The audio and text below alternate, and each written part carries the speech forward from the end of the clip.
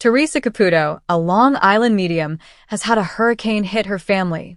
Larry Caputo, Teresa's father-in-law, gave the police Michael Mastrandrea, Victoria Caputo's husband, who was accused of stealing money from the firm.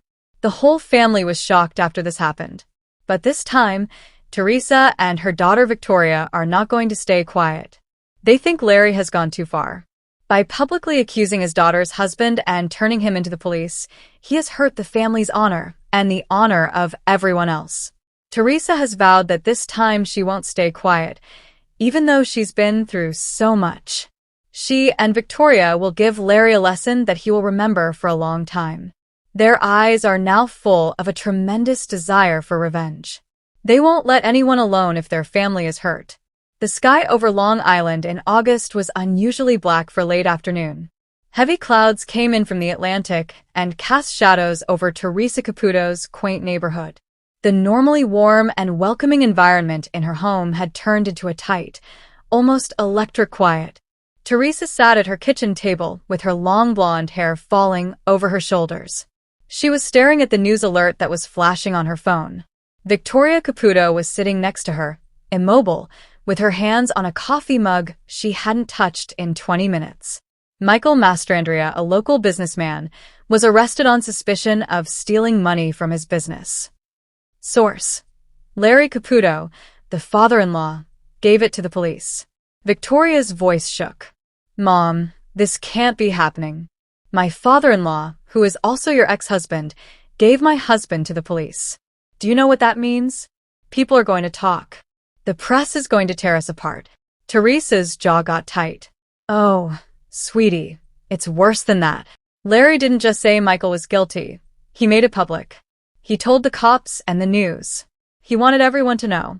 Victoria threw her mug down, and coffee spilled all over the table. "This is family. You don't treat your own like that, even if you think Michael is guilty. Mom, he's ruined our name." Teresa took a deep breath, but her eyes were full with rage. She had let Larry's harsh remarks and chilly choices go for years. They had been divorced for a long, but for the sake of their kids, they had always kept the peace. That ceasefire was ended now. "Enough is enough," Teresa remarked, her voice quiet but strong. "Larry has gone too far this time. We won't allow him get away with this." The Caputo living room looked like a battle room. There were business papers, phone records, and other papers all over the coffee table. Victoria walked back and forth while Teresa sat on the couch and called acquaintances, contacts, and even a few people who owed her favors from the past. Victoria stated, "We need to show the world that Larry isn't just a whistleblower. We'll ruin his credibility first if he wants to ruin us." Teresa smirked a little, and her Long Island accent got stronger. "Oh, I know a few things about him that aren't good. He forgot that I was married to him for a long time. You think I don't recall all the bad things he's done?" Victoria stopped walking back and forth. "So, what's the plan?" Teresa's eyes sparkled. "We don't just defend ourselves, we attack. The press will be asking him questions. We will look into every shady business deal, every rumor, and every loose end. He'll be too busy defending himself to keep criticizing us when everything comes out." 3 days later, people started talking about it on social media. An anonymous tip that got out said that Larry Caputo had mishandled money from a project he had worked on years before. A fuzzy picture of him meeting with a person who is known for being contentious appeared online. Local blogs picked up the tale, and whispers turned into headlines. Is Larry Caputo as honest as he seems? Larry was angry when he called Teresa. "What the hell are you doing, Teresa?" he yelled. Teresa's voice was cold and controlled. "I don't know what you're talking about, Larry, but maybe now you know what it's like to have your name dragged through the mud." He told her, "You're playing a dangerous game."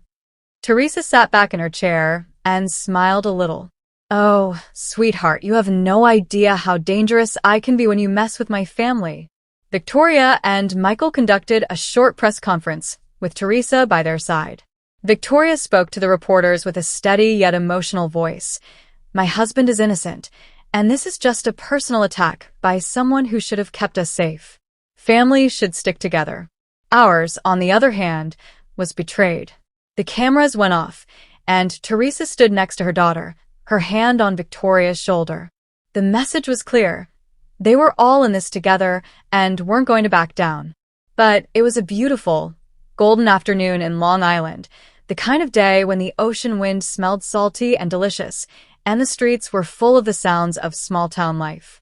The Long Island medium, Teresa Caputo, had just finished a private reading in her home office when her phone rang. The voice on the other phone was unsteady and frightened. It was a woman named Margaret. She murmured softly, "Teresa, I don't know if you can help me. I lost my kid. I've never had the chance to say goodbye." Teresa felt that familiar surge right away, the tingling feeling that suggested spirit was already attempting to get through. She didn't know the facts yet, but she could feel the love, anguish, and urgency in Margaret's words. "Margaret," Teresa murmured softly, "I'm already getting chills. I can't promise anything, but I have a strong feeling that she's right here, waiting for us to talk. Do you have time to come by this afternoon?" A few hours later, Margaret got at Teresa's house. She was in her late 50s, wore a light blue sweater, and held a faded picture of a young woman with long auburn hair and a smile. As she sat down at the small circular table in Teresa's reading room, her hands shook. As soon as Margaret sat down, Teresa closed her eyes. "Sweetheart," she said softly, "a young woman is coming forward. She shows me a huge, bright butterfly and says you've been seeing them a lot recently. Does that make sense?" Margaret gasped, and tears filled her eyes right away. "Every day," she said softly. "In the park, in my backyard. Once even in the dead of winter. My daughter liked butterflies." Teresa nodded slowly, feeling the electricity around her becoming stronger. "She says her name is Emily, and she's giving me this sharp, sudden pain in my chest that makes it hard for me to breathe. You hurt more than anything else because she said she didn't get to say goodbye." Margaret put her shaking hand over her mouth. "Emily, she was killed 3 years ago. It was so quick. One second she was heading home from a friend's house, and the next, her voice broke." Teresa reached across the table and spoke in a forceful but warm voice. "Emily is saying that you couldn't have stopped it. She is showing me that you keep thinking about that night and hating yourself for not being there. She says, 'Mom, you couldn't have known. Please stop carrying that weight.'"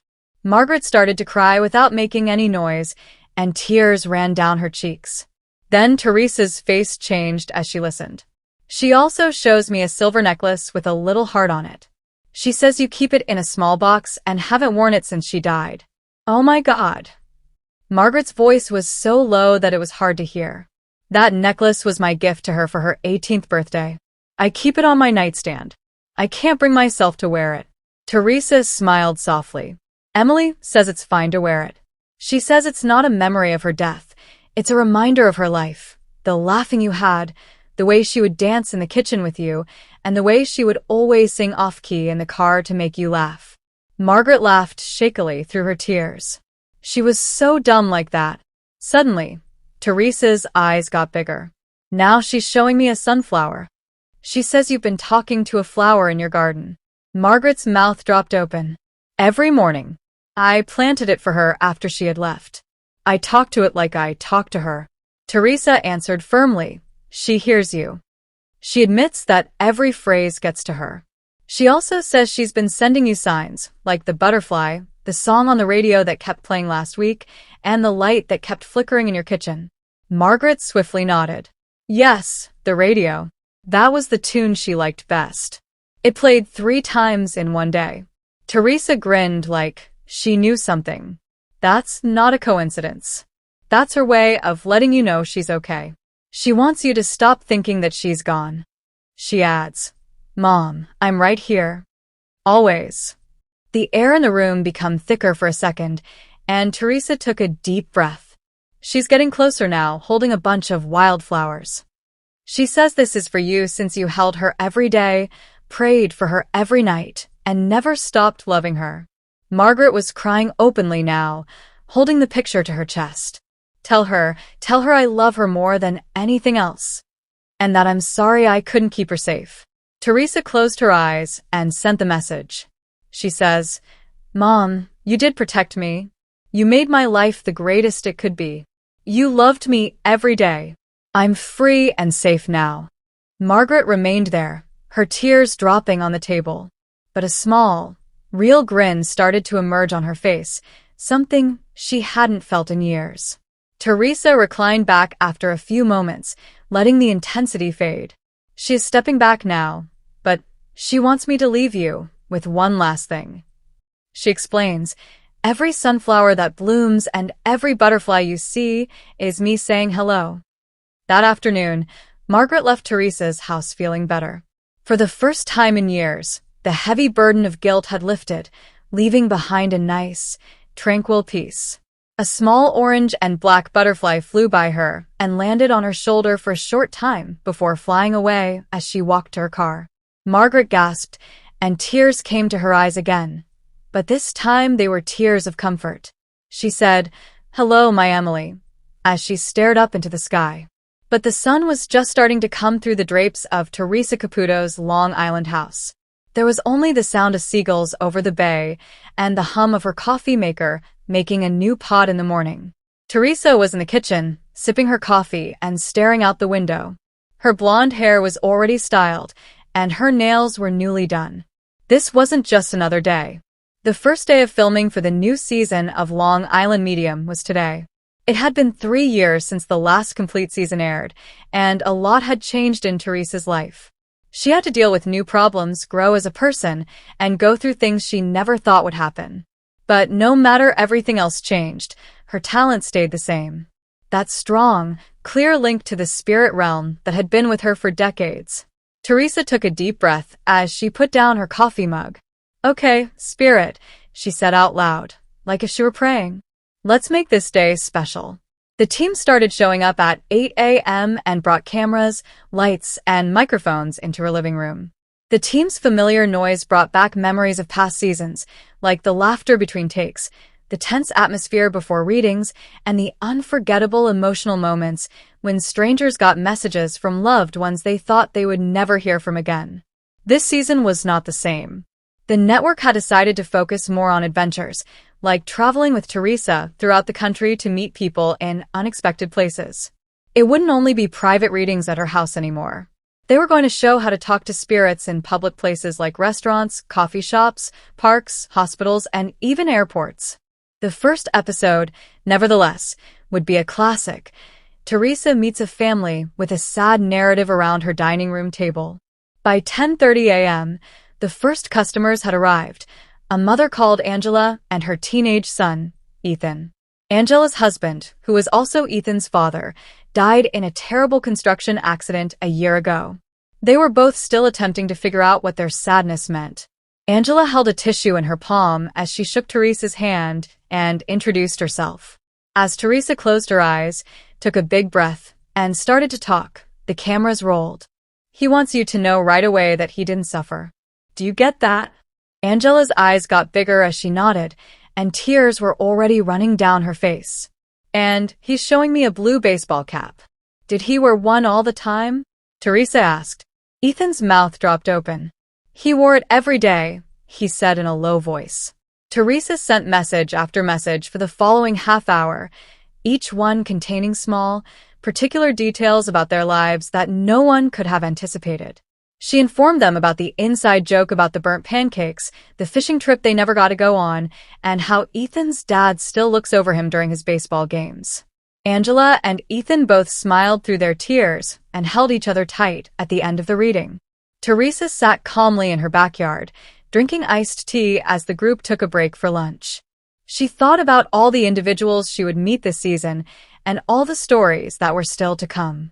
This time, the energy was different. Maybe it was because the world had changed so much since her last season. People seemed more willing to accept the idea that life carries on and love never dies. The afternoon brought a surprise turn of events. While Teresa and the team were getting ready for the next reading, which would be at a nearby cafe, a hesitant young woman named Maya came up to Teresa. "I didn't make an appointment for a reading or anything, but may I tell you something? I believe my mother is trying to get in touch with me." Teresa looked at the producer, who nodded to let the cameras keep filming. Teresa remarked with love, "Honey, spirit doesn't work on a schedule.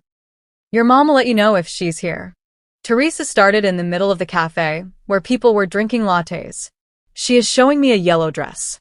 Did she wear that to something important? Maya's hand went right to her mouth. That was the dress she wore to my graduation from high school. Teresa had the whole cafe's attention in a matter of minutes. Maya broke down in tears as she read words from her late mother that were so personal that even the camera crew cried. In the corner, a man wiped his face with a napkin and said to his friend, "I didn't believe in this stuff before, but wow." Teresa felt really fulfilled by the end of the day. She recognized that this new season wasn't only about the TV program, it was about getting better, about reminding people that love lasts forever, even when life seems too brief.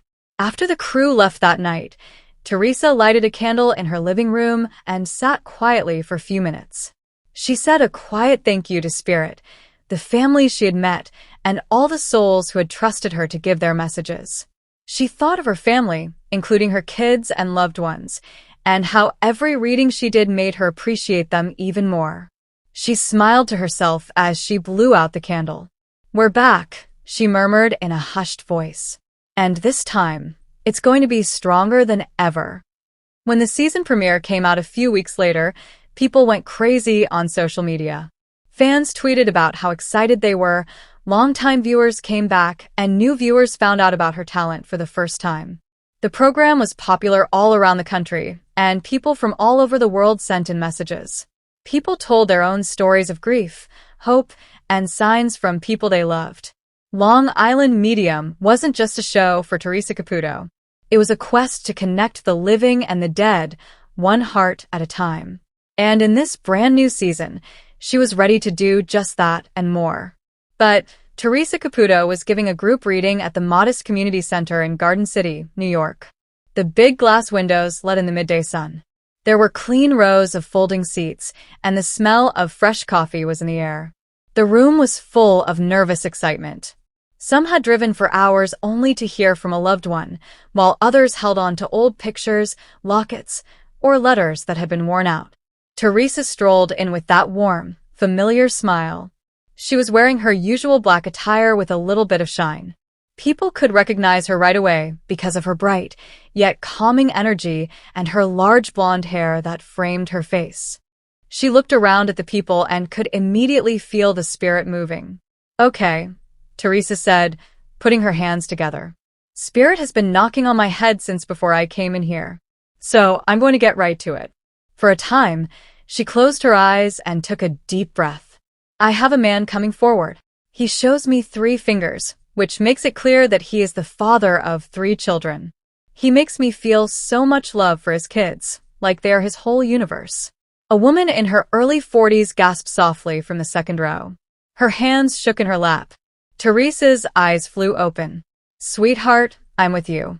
You can already feel him, can't you?" The woman had tears in her eyes. I think so," she said in a low voice. Teresa moved closer. "He's making me feel like his death was sudden. He was here 1 minute and gone the next. But he also wants me to know that he's pleased of how strong you've been for the kids. Does that make sense?" The woman nodded and put a tissue to her lips. "Yes. He suffered a heart attack.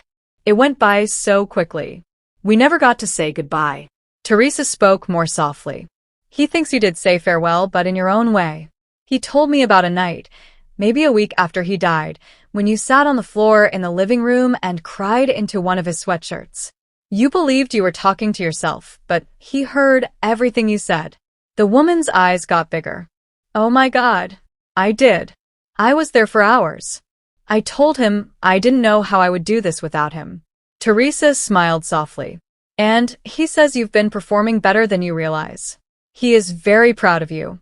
But listen, this guy is still a father. He's attempting to help you, even from the other side." A quiet giggle went through the room. "He says, tell her she's working too hard and not taking care of herself. And he's showing me a cup of coffee, like you're living on caffeine instead of real food." The woman cried and laughed at the same time. "That's right on the money." Teresa listened with her head tilted. "He's talking about the kids, 2 boys and a girl? And he says that each of them is dealing with their loss in a different way. The oldest one is holding it in and acting like he's all right. Your middle child is mad, even if he doesn't show it. And your youngest is talking to him like he's still there. The woman put her hand over her mouth and cried. Yes. Everything. That's them for sure. Teresa's voice got softer. He wants you to know that they aren't making it up. He is there when your daughter chats to him at night. She can feel him because she's ready to. He says he leaves her monies, like dimes and cents, in unusual places. She's been finding pennies at her shoes and in the kitchen. I thought she was just messing around. Teresa laughed. Nope, that's Dad. He is also telling me about a soccer game, as if he were there for it recently, despite though he is no longer alive. The woman's lips shook. My son scored his first goal last weekend. Everyone wanted his dad to be there. He was, Teresa responded with certainty. He says, I was yelling louder than everyone else in the stands. You just couldn't hear me. The woman's crying made her smile. The weight in her chest appeared to go away a little. Teresa put a hand on her shoulder to soothe her. Before he steps back, he has one more thing to say. He says you've been wearing his wedding ring on a chain around your neck. You think you're holding on to it for him, but he's telling me she doesn't realize she's holding on to it for herself. That's fine. It helps her feel safe. The woman held on to the chain that was hidden under her sweatshirt. I've never taken it off. Teresa's eyes sparkled. He wants you to promise him something, that you'll be able to laugh again without feeling bad about it. He says, that's how you show the kids it's okay to live. For a time, the room was quiet, and the air was full of feelings. People who weren't immediately involved in the reading nonetheless sensed the force of his words. Teresa stood up straight and smiled. He is now taking a step back, blowing you a kiss and saying, I'll be at every milestone, every year on your birthday, at every graduation. You'll never live without me. The woman let out a shaky breath, and her tears and smile blended. Thanks. Thank you very much. Teresa squeezed her hand. No, honey, thank him. He's the one who is talking. I'm just the mic. The moment was past, yet the love in that room stayed. A father's words had transcended the gap, telling everyone there that love never dies, not even in death. Hello, lovely viewers. Welcome to my channel. I'm Mina, and I hope your day is going well. Don't forget to subscribe to the channel if you appreciate the video.